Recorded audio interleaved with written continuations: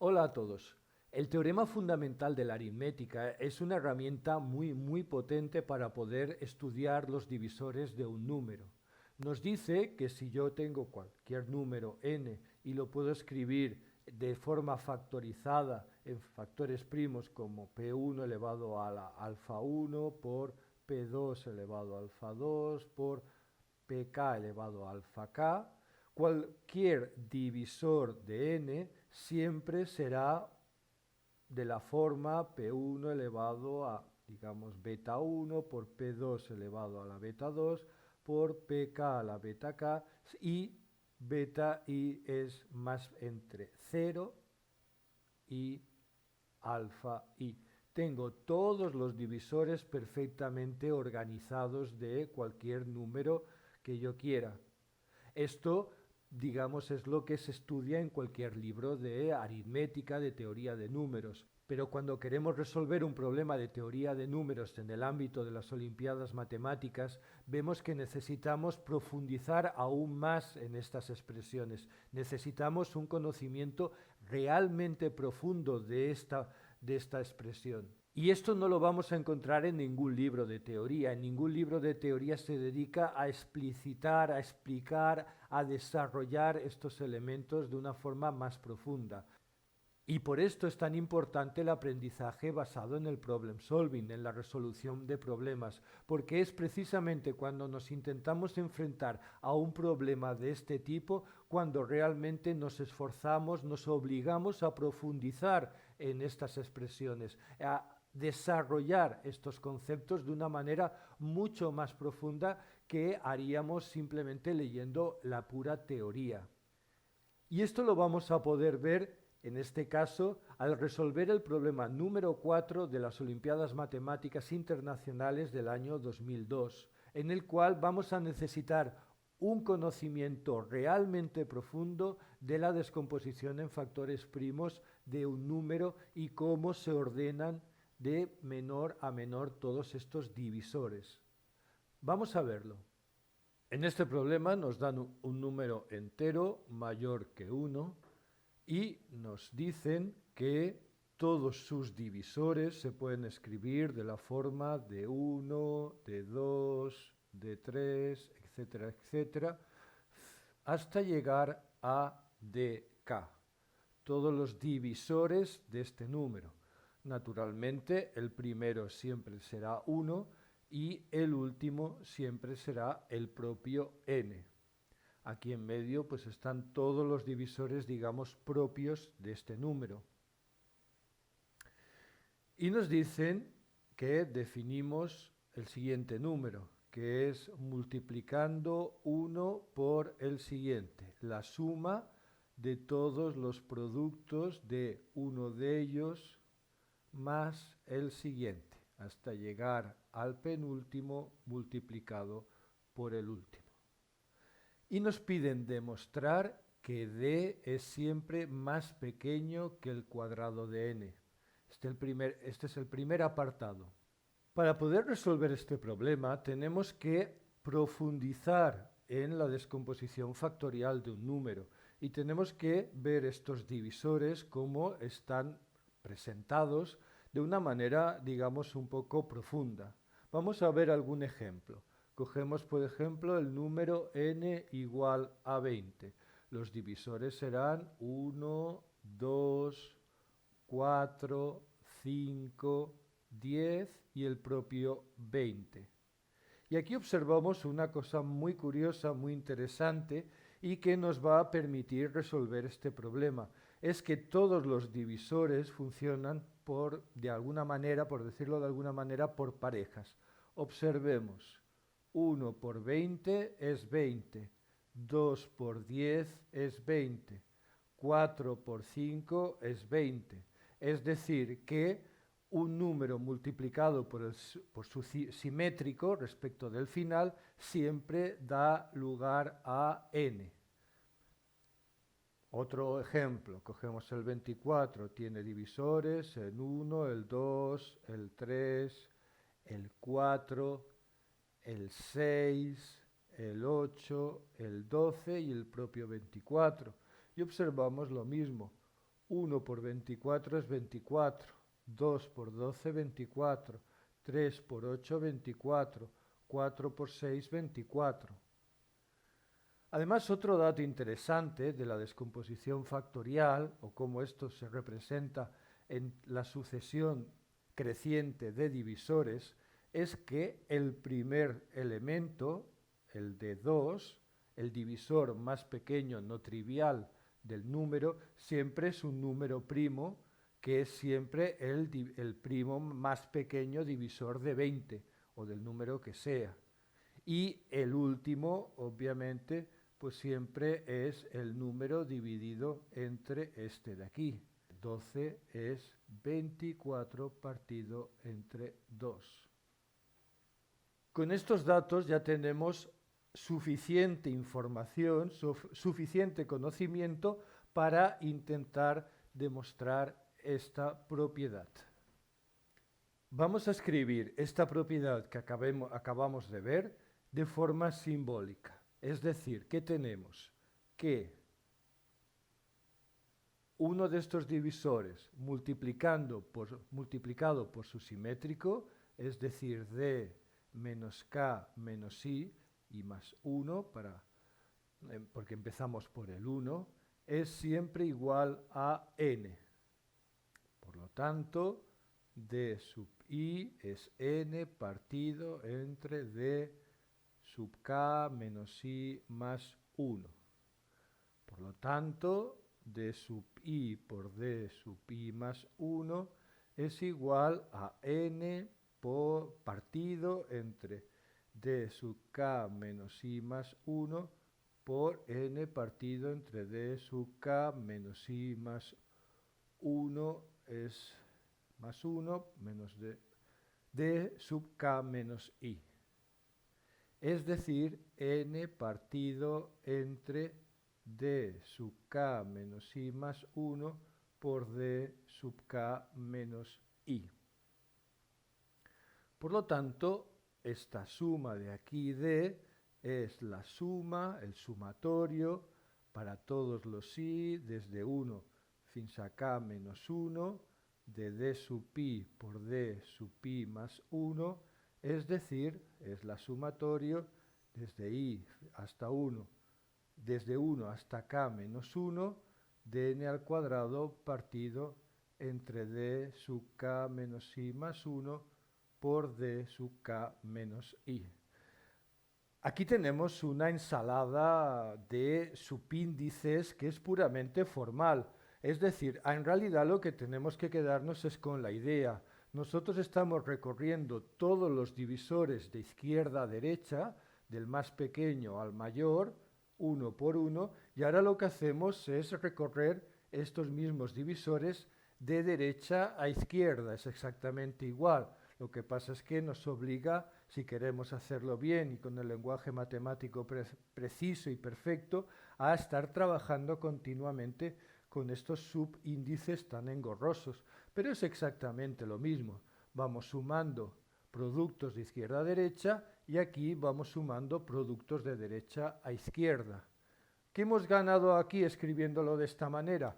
Todas estas fracciones en realidad no son fracciones, son números enteros, porque todos estos d sub i siempre son divisores del numerador. Pero ahora podemos sacar factor común, el n al cuadrado, que es lo que necesitamos, es nuestro objetivo. N al cuadrado sale como factor común de i del sumatorio desde i igual a 1 hasta k menos 1 de 1 partido entre d sub k menos i más 1 por d sub k menos i. Demostrar que este número es más pequeño que n al cuadrado equivale a demostrar que este sumatorio es más pequeño que 1. Para demostrar que este sumatorio es más pequeño que 1, lo vamos a convertir en una suma telescópica. Vamos a tener en cuenta que siempre un número, un divisor, es mayor que el anterior, que en particular d sub k menos i más 1 siempre es mayor que d sub k menos i. Esto quiere decir que d sub k menos i más 1 siempre menos d sub k menos i siempre será mayor o igual que 1. Esto significa que podemos hacerla un poquito más grande y es igual a 1 de k menos 1 de, si multiplico cada elemento por este factor de aquí, por este número mayor que 1, d sub k menos i más 1 menos d sub k menos i partido entre d sub k menos i más 1 por d sub k menos i. Lo que pasa es que yo esta resta la puedo escribir separándola, me quedaría, esto se va, 1 partido entre d sub k menos i menos 1 partido entre d sub k menos i más 1. Es decir, que esta este sumatorio se puede escribir como 1 partido entre d sub k menos i menos 1 partido entre d sub k menos i más 1. Pero esta suma es una suma telescópica. Se van cancelando elemento a elemento a través de las sumas. Uno que resta cancela uno que suma del anterior. Se van cancelando y al final queda el primero menos, o sea, quedaría el d sub 1 menos el d sub k, 1 partido entre d sub k. d sub 1 es 1, por lo tanto, esto de aquí es 1, y d sub k es n. 1 menos 1 partido entre n. Pero sabemos que n es mayor que 1, por lo tanto 1 partido entre n es un número positivo que es más pequeño que 1. Sea como sea, esto siempre es más pequeño que 1.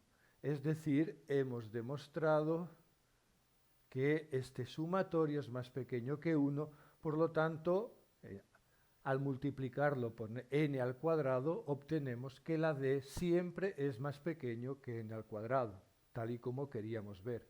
Este es el apartado A. En el apartado B nos piden que identifiquemos todos los números para los cuales d es divisor de n al cuadrado. Jugando con números, jugando con ejemplos, vemos que si n es un número primo, esto es cierto. Efectivamente, si n es un número primo, la cadena de divisores es bien sencilla, es p y se acabó. Por lo tanto, d es 1 por p, es decir, p, y p es divisor de p al cuadrado, que es n al cuadrado. Con lo cual, d es divisor de n al cuadrado. Pero vamos a suponer que n no es un número primo. Si n no es un número primo, vamos a ver que esto no se cumple y por lo tanto solo los números que son primos satisfacen esta condición del enunciado. Si n no es un número primo, es decir, pues vamos a tomar p como el menor primo divisor de n. Es decir, este p ya sabemos que es el primer divisor, no hay otro divisor más pequeño que divisor de n que p.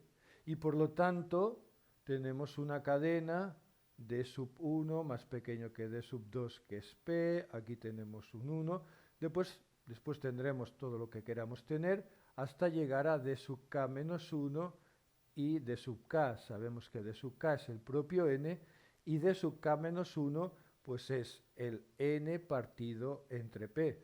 Recordamos que un número multiplicado por su simétrico siempre da n. Este es el mayor número, este es el mayor divisor de n. Pero muy importante, si p es el factor primo más pequeño que n, también será el factor primo más pequeño que n al cuadrado. Por lo tanto, d dividido entre p también será el mayor divisor posible de n al cuadrado. Pero vamos a ver que d, es esta cadena de aquí, es siempre mayor que d sub k menos 1 por d sub k, es decir, es n partido entre p por n, es decir, n al cuadrado partido entre p. D es mayor que este número de aquí. D es mayor que el mayor divisor propio de n al cuadrado. Es decir, que tenemos esta cadena de aquí. Por lo tanto, D no puede ser un divisor propio de n al cuadrado, porque es estrictamente mayor que el mayor divisor posible de n al cuadrado. Con lo cual ya hemos demostrado el problema. Ya hemos visto que el apartado B la solución del apartado B son todos los números para los cuales son primos. Bueno, una de las cosas que vemos también en este problema es que aunque tú tengas la idea y lo resuelvas entendiendo lo que estás haciendo, después si queremos hacer una escritura estricta, bien hecha de la demostración, esto nos obliga a tener que trabajar con una cantidad de letras, en este caso subíndices, bastante farragosa. Esto no nos tiene que hacer olvidar que lo importante es tener la idea, no su escritura matemática estricta, aunque eso también es importante en matemáticas.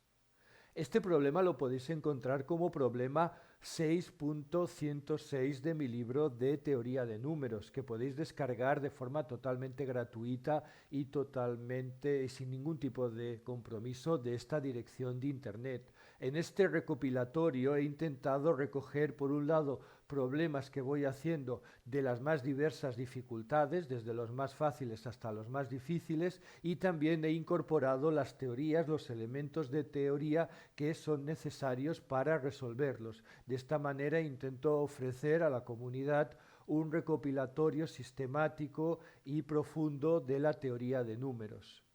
Con esto y con todo el material que podéis encontrar en Internet actualmente, que es enorme, podéis vosotros ir aprendiendo de forma sistemática y progresiva a vuestro ritmo y por vuestra cuenta la teoría de números que aparece en las competiciones matemáticas más importantes. Hasta la próxima.